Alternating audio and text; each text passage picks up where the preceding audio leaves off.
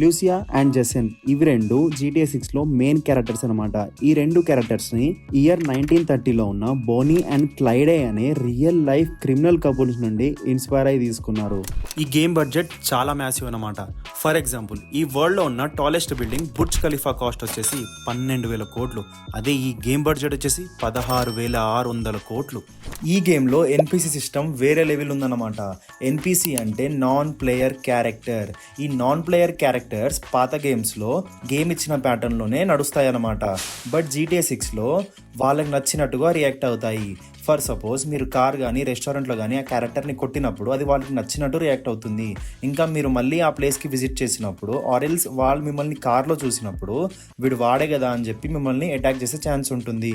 ఈ గేమ్కి ఎంత హైప్ ఉందంటే ఈ గేమ్ ట్రైలర్కి జస్ట్ 24 అవర్స్లో 93 మిలియన్ వ్యూస్ వచ్చాయి.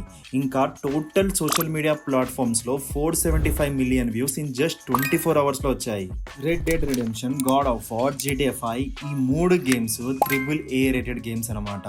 AAA రేటెడ్ గేమ్స్ అంటే high in graphics, high in budget and everything is over high. But GTA 6 first time in history 5A rated game అనమాట.